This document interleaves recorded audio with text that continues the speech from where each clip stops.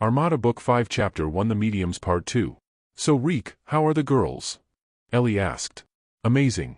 The Crimson was able to read their past and we have information on their experiences in the present state as well as when they were alive. Then the Crimson was able to make them telepathic and smarter. The two girls enjoyed their experience a lot. The Crimson told us that the two girls gave them good and funny experiences. So how did it go with their killers?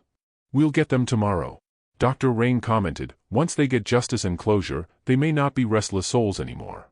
I wouldn't worry about that. I am sure we would have a lot of them down the road. Jamie told him. Ellie, I think we just started a whole new world for science. Dr. Rain said. I think we just did. Dr. Chan added. To help people. That's important. Dead or alive. Reek said. Let's go to Bangkok and shop. Who's up for it? Lachine asked. I'm down. Ari said. Count me in. Wait, who's going to pay? Debbie asked. I have the card. Lachine said. Sure, I'm for it. Cindy, Megan, would you girls like to accompany us? Jamie asked. Okay. Come on Cindy, we can get to see Bangkok. Megan said. Come on. Tom, beam us to a hotel room in downtown Bangkok. Get some credit cards for us, the ones with our names on them. Ellie said. They spent 3 hours around downtown Bangkok shopping. The two ghosts were happy to see around although nobody else can see them. I never thought being dead was so fun. Megan told the girls. Are you girls up for some Thai food? Ellie asked. Megan and Cindy nodded with wide smiles. At a large downtown mall, Ellie said, you know what's fun? I can buy that dress for you, make it crimson invisible then you can wear it. She pointed to a display of a yellow dress. Can you also buy for me please? Cindy pleaded. Come with me to the teen section. Tell me what you like and we'll buy it for you. Ari said. Megan, you're with me. Debbie said. Thanks girls. Ellie said. They moved to Hong Kong for another 3 hours.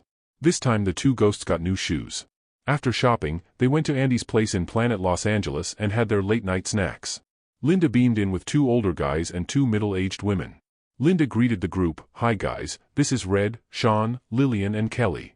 Red and Sean are special agents from the FBI, retired a long time ago, and Lillian and Kelly are currently with the CIA. We had a meeting with Reek, Dr. Chan and Dr. Rain, and I guess, as Dr. Rain put it, we just started a new branch of science, forensics and maybe an FBI division. Coffee or ice cream? Ellie offered. You are probably the most efficient woman I have ever seen. Jamie told Linda. She works a lot. Ellie said. Then she introduced the 2 movie stars to Linda and the agents and told them the 2 girls were just beside them. We know we can sense them telepathically. Red said. We would like to involve this retiring detective who once handled the case of the 2 girls. Ellie said. Lillian looked at Ellie and, sure, we can work with him. This work would be unofficial and we can hold our office at the space station. We would have to use Vicky's Crimson to make our group Crimson invisible so we can investigate. The space station's AI will come out with the most missing persons cases and those who were killed without any closure. We would also have a lot of foot soldiers to look for the ghosts, half are Max and the rest are retired FBI and CIA people. Why don't I assign a science ship for you to use? I will have a Crimson and several Trunties live in it to help you guys. I would have to pull all my people out. You would need support people to take over the ship. Reek, you can ask Alan for a crew. I think this work would be a monumental task. Ellie said, and Reek nodded. If you try to imagine it. Maybe civilization changing. You are not only talking about a city, not even a country, but all over the place. Linda said. All over, as is in all over the human galaxies. Lachine added. Absolutely, but we're not there yet. We are now only opening our eyes to a new world. Reek said. Speaking of eyes, isn't so coincidental that Ari's eyes would meet Megan's eyes and a phrase later, the whole world changes. Jamie said, to show the drama of first contact or eye contact. The group laughed. I think you should have a volunteer program component, Jamie said. That's a great idea. But only for off-world people. Linda said. A lot of people would have personal interests in the dead once they find out about what we do, and this could put pressure on our work. Reek said. I would be lying if I said I don't have a personal interest in this. My sister's murder was never solved and I'm with the FBI. Red said. It only means the people that will be working with you guys will take their work more seriously because it's personal. Jamie said. Tom told us about your plans of entrapping the father and the brother. I think those are good plans and we will implement them tomorrow. Sean and I will appear as Rico and his partner in front of Mr. Jensen very early in the morning and make sure he digs the body up. Then we'll go to Rico and his partner so we can set them up outside. We can have an FBI agent help the parents dig the body of Cindy while Lillian here will set up the brother. We will have Rico and his partner take all the credit so we now can have a public face. We would need this later on. Reek explained. Very good. Tom, let me decide which ship to give this new group and have it position itself near the space station. Ellie said. I know, Ellie. Reek, ask President Albert to name your group. Linda said. He likes to be in, you know. Jamie, your idea of a foundation is also a good idea and will blend well with the cover-up and work that we do. Lillian said.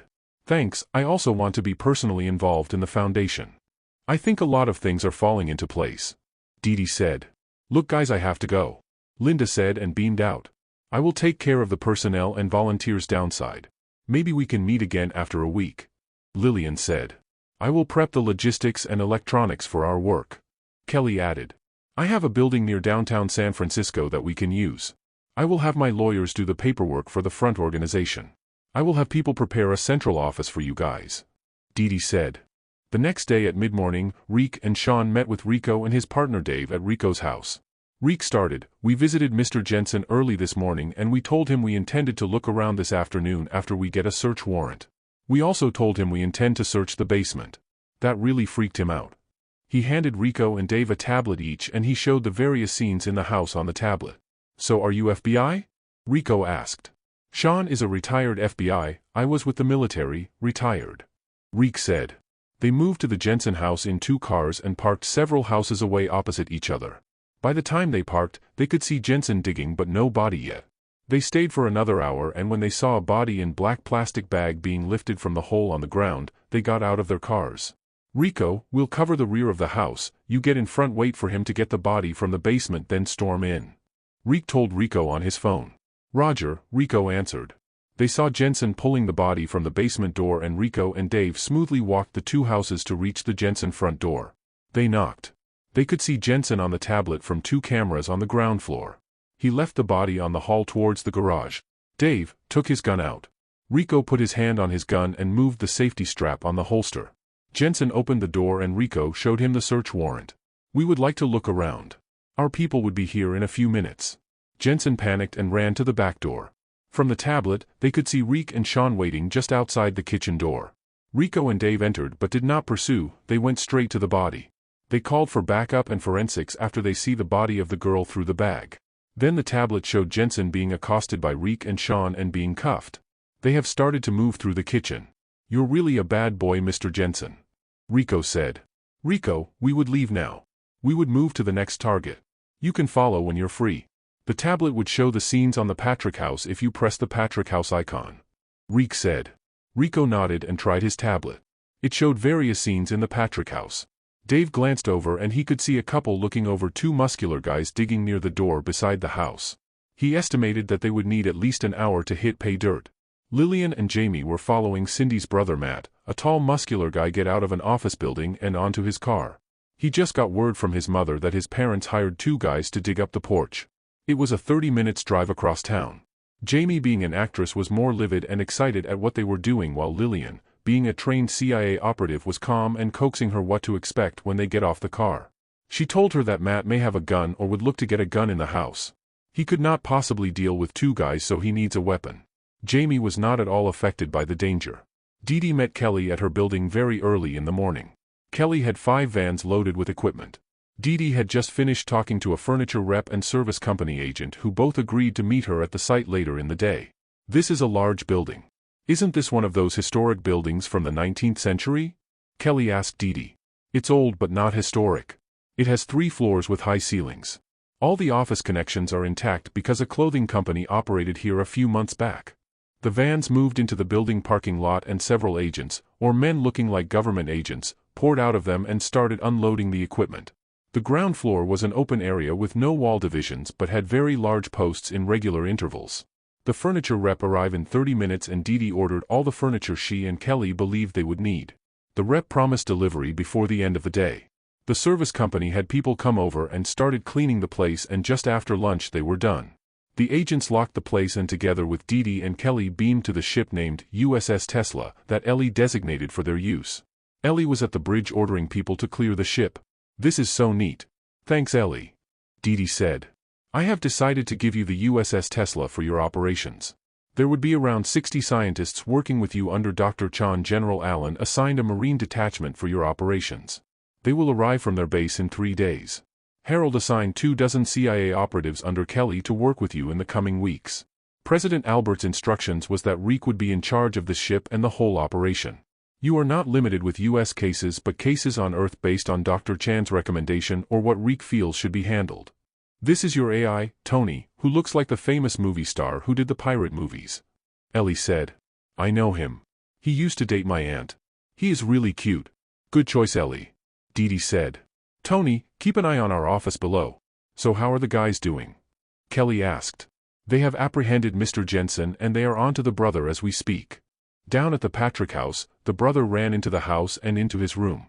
He got himself a gun he had been hiding in one of the drawers and went downstairs to confront his parents. His parents have conveniently moved to the kitchen away from the 2 men digging at the porch. Matt chose to confront the men rather than his parents. He had to stop them from digging. You guys better stop what you're doing, Matt said as he waved the revolver at them.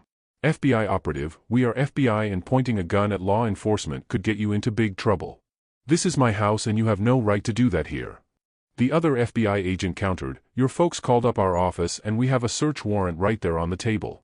You better give me your gun or I will arrest you right here. Matt looked at the hole and he could see the black trash bag he put the body in at the corner of the dig. Look, I want you both to stop and leave the place, now. The first FBI agent said, look, your parents asked us here to settle your sister's death.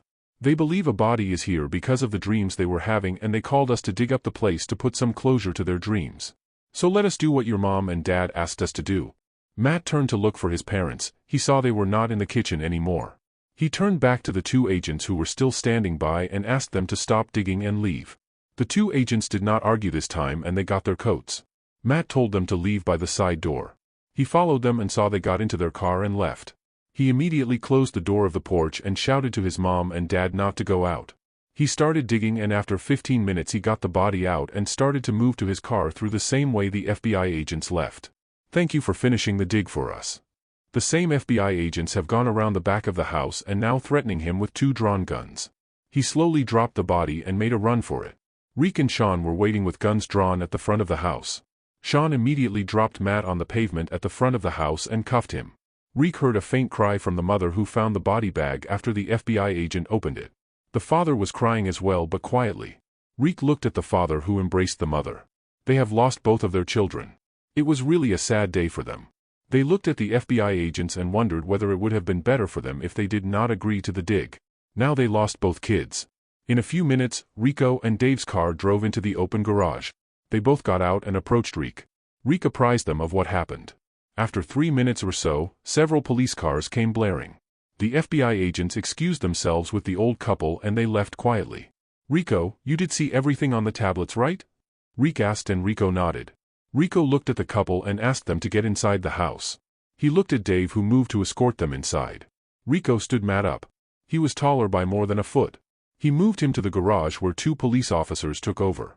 Go on, Reek, I can take over from here, Rico said. Reek and Sean left them and after parking in a parking building beamed back to the ship. Reek and Sean went straight to the bridge where Ellie was explaining to Jamie, Dee, Kelly and Lillian the ship capabilities. The blue haze was there so Reek realized they were crimson invisible. Then the 2 ghosts floated in. Megan was wearing her yellow dress while Cindy wore a red overall. Ellie motioned the 2 to come nearer to her group. I feel an inner peace and I believe I would be going in a few minutes. I just want to say thank you. I would like to stay and help you but I think I would rather like to move on, Megan said. Ellie nodded and embraced Megan. Megan embraced the others as well. Then Ellie looked at Cindy. I don't know how I feel. My parents are so sad to find out Matt killed me, Cindy said. If we let your folks talk to you would you feel better? Reek asked. Cindy smiled and, sure. I could explain to Mom and Dad I am sorry and tell them I'm okay. Tonight before they sleep, you can go down as a hologram and talk to them. I will tell you when. Reek said. The light is here. Goodbye and thank you, Megan said and walked to her right. She disappeared in a flash of light that engulfed her unseen by the others. So that's how you do it, Ellie said. So Megan moved on to another life? To heaven? Cindy asked. I think that's where she should have been earlier, Jamie said. That night Cindy appeared before her parents as a hologram projected by Reek's ship. The couple were in the room when she appeared. She asked them to sit on the 2 chairs while she stood in front of them. She explained to them that she was sad that her brother would be put in jail because he killed her. She explained that she is happy and would like to move on, but she could not because she loved them so much and their sadness makes her so sad. She wanted them to go on and not be sad because she is in good hands. Then she veered the conversation away from her and to her parents. She asked how they are, she asked about her friends who are older now. She asked about her old school. The conversation seemed to ease her parents' feelings a little bit, she felt it. But she also felt happy and light feeling her parents feeling the way they do. No, she felt happier actually. Reek got back to the bridge and noted that Cindy has been talking to them for more than 3 hours already. Sometimes she would cry and sometimes she was so lively. Reek felt her feelings, as he looked straight at her face. She was not looking at him but at her parents even if his face was directly in front of her. Reek moved back to sit in the captain's chair and just sat there. I would like to embrace them goodbye Mr. Reek. Cindy said. Reek told Tony to beam Cindy and him at one of the empty rooms and told Tony to produce a hologram of a library on Earth. Once he saw the library to his satisfaction he asked Tony to beam her parents in while he beams back to the bridge. They were crimson invisible so now the parents could hold her and embrace her tight. When her parents appeared Cindy ran straight to them. Her father was crying more than her mother was. Cindy moved to embrace her mother while her father sat on one of the chairs. Cindy moved to sit on her father's lap and embrace him, kissing him profusely. All daughters do this, all daughters love their dads and all daughters want to be held by their dad sometimes quietly, sometimes while talking. Her mother bent to embrace the 2 of them. This time Cindy wanted her parents to be happy and she told them she would be going in a few minutes. They sat down on the chairs and talked quietly. Her mother had stopped crying now and the dad is beginning to cry less and less. She stood up and kissed them and they kissed her back. She told them she would be disappearing in a bright light and they would be back in their bedroom. And that was exactly how it happened. Reek wiped a tear from his eyes. The Crimson and the Trunties communicated to him that they were happy that Cindy felt so happy and at peace. They felt that momentary peace the light gave to Cindy and it made them incredibly happy. Reek thanked them for a job well done and asked them that this is what they would be doing for countless others. He felt them happy. The next day Reek was awakened at his captain's cabin by Tony. Dr. Reek, Don is at the bridge. Dr. Reek, Rico and his partner are going to hold a short press con. Do you want to come? Don asked. I guess you can call me that. But once you are married to my daughter I would insist that you call me Dad. Sure, let's go. Wait. Kelly beamed in and greeted them. I want to go over several potential clients with you. Kelly, you want to come with us? We can talk downside. Sure. Tony, beam us near the press con. Tony beamed them in the restroom of a restaurant next to the federal building. By the time they reached the crowd, Rico has already finished with the press con, or very short press con. His superiors, and they were still his superiors until the end of business day, told him to keep it short. Dave was not even able to speak a word. Rico saw Reek and waved them over. Reek introduced Don as a member of the press, a reporter and news writer. You missed my short speech. Rico told him. You also missed my speech like I did. Dave said. Reek laughed. Have you guys had breakfast already? Rico asked and Reek said he hasn't. Don said he hasn't either. Kelly said she had 2 hours ago. Sometimes I wonder why men are allergic to breakfast. She told them. Let's go to the burger place you just walked out of. Dave said. They got to the tables outside the burger place. The seat spaces were wider and the weather was good. So Reek, I want to meet the mediums as the girls have promised me at the start of this case. Rico said. Kelly looked at Reek, Reek nodded and Kelly telepathically asked Tony to bring down some forms for Rico and Dave to sign. Tony came out of the restroom. You have to sign some non-disclosure and national security documents first. Reek said and before he finished, Tony was walking towards them, conveniently holding some documents. Tony laid the documents on the table and put a blue pen in front of Rico. That was fast. So what is it that I, or we, are signing? Our work requires utmost secrecy and involves national security issues. This is a requirement for me to explain and show you things and persons. It's a standard form we have people sign to be in on the intel. Reek explained. Rico got the documents, he gave a set to Dave. They were quietly reading them when Dee Dee and Jamie strolled into the restaurant. We just came by to congratulate you for solving the case of the girls. Dee Dee said. And to encourage you to continue with this line of work. Please believe me when I tell you that you will find satisfaction and joy in this job. Jamie said. Who will pay for our work? Dave asked. The CIA. Kelly said. Dave signed the documents and gave them to Kelly. Rico did so as well. Kelly gave the documents to Tony and Tony folded them and walked to the restroom. Dave and Rico were quietly observing Tony. Okay, now that's done. Welcome to the Phantom Tide Division. Did I get that right, Mr. Reek? Dee asked. Yes you did, Dee. Reek answered and Kelly turned to him. So I gather you two are not really just movie stars? Rico asked. Oh we are, Dee and I just pleaded our case with the president and he agreed to let us join Phantom Tide. Jamie said. Why Phantom? Dave asked. Remember the ghost who walks? The Phantom was a character in a movie and TV series. And we expect a tidal wave of cases. We would be ghosts and most of us would be walking ghosts literally. Reek explained. I get it. It would be good if I can talk to my wife. Rico said. If your wife is a ghost, yes, you can talk to her. Do you feel her around or dream of her often? Reek asked. Not really. Rico said. We are still establishing how we can relate to the ghosts before they rest in peace or move on, so to speak. Kelly said. Yes, that's how it is. We just formed this division to handle restless ghosts or dead people. Our objective is to find out what happened so they can rest in peace. Reek said. How? Rico asked. Why don't we go to the bathroom? Then we can walk around and see what's out there. I know there is a haunted house, a famous one, just 2 blocks from here. Kelly suggested. So it's really haunted? Dee asked. According to intel, it got some TV ghost hunters the scare. Kelly said. Come on, let's go. Jamie told them. Come Rico, Dave. To the bathroom. Reek said and thought that sounded odd. Either we would turn to Batman or our kids needing to get cleaned. He thought. Dave and Rico followed Reek quietly. I feel like a kid being told to clean up in the bathroom. Rico commented. Do you want me to hold your hand, Rico? Dave asked. Rico looked at him. Sure, this could be the start of something and all this time you never told me. Dave, I will soon find out. Do you want me to hold both of your hands? Reek asked and the 3 laughed. The bathroom had no one inside. As soon as the 3 got in, Reek told the Crimson to make them invisible. Then a guy from one of the stalls got out and looked around at who was talking. Why did the light turn blue?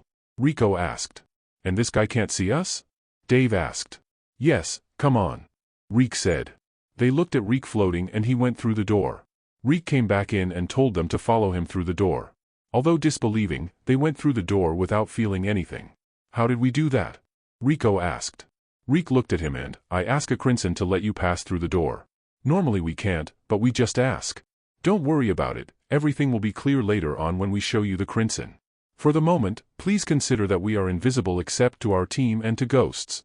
They found the 3 girls waiting outside and the light is still blue. If you don't mind girls, talking would be nice for our new recruits. Reek said. They went outside the restaurant and walked down the street towards the haunted house. Nobody seems to see them walk by. If anybody talks to you, Rico, Dave, talk to them back. Those would be our potential clients. Reek told Rico and Dave. After a few minutes they were in front of the haunted house. They walked in and did not see anybody. Anybody home? Hello? Dee shouted. Hello, we are going around the house now. Anybody home? Reek shouted this time. The house suddenly became noisy and they peered into the dining room and there were 3 adults, 2 men and 1 woman, and 2 girls. The adults were wearing World War II-era Marine combat uniforms. The women wore the same era clothes and the kids wore dresses which did not seem to be war era but newer. Hi guys. How are you guys doing? I'm Dr. Reek. The ghost turned to look at them. Hi, my name is Dee, this is Jamie and Kelly. That guy is Rico and the other is Dave. Reek's group went nearer. One of the adult guys said, hello, we're okay. I'm Jerry, this is my brother Joe. The woman is my wife Jenny and our 2 girls Rita and Grace. So are you planning to move in? The house is in bad shape. Jenny asked. Tell me, don't you go out and walk around? Jamie asked. We do in the evening. Rita said.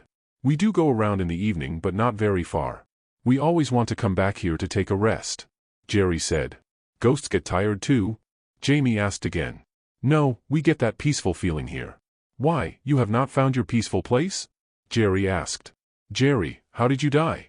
Dee asked. I got shot during the war. My brother was killed somewhere else.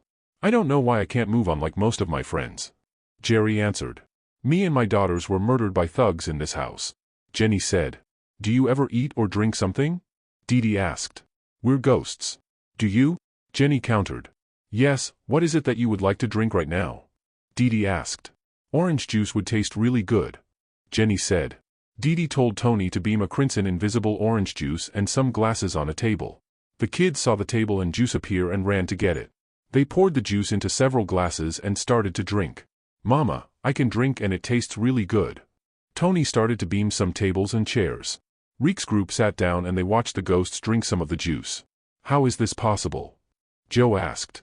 "Our task is to understand your situation and help you move on." Jamie started. Dee Dee told Tony to beam some ice cream and some cones. Jamie helped her put some ice cream and cones and gave them to the ghosts. "Can we ask some of our people to talk to you, maybe later today, or maybe tonight?" Kelly asked. "How is it that we can drink or take in this orange juice? And this ice cream is really good. Lady, with this ice cream, you can have anybody talk to us. Can I have steak for lunch?" Jenny asked. "That would be really nice," Jerry said, and Joe nodded. Kelly told Tony to get some steak for the 3 adults. The steaks on heated plates with mashed potatoes and beans appeared on the table. "What would your kids have, Jenny?" Kelly asked. "Fried chicken. KFC looks good to them, although they have not really tasted it," Jenny said. Tony beamed a bucket of KFC after a few minutes. "Would you like to have some wine, Jenny?" Jamie asked. "Oh yes, red please," Jenny said. Tony beamed a bottle of red wine with several glasses on the table. "The way we understand it is that as ghosts you live in a certain dimension that we have unknowingly crossed over when we rendered ourselves invisible. And in this dimension, it's pretty much the same as in the living world," Dee Dee explained. The ghosts did not seem to mind her explanation. They were just so amazed at the food to even care. Food they have not tasted for a long time, newer foods they know they can only see living people eat but were not able to touch until now.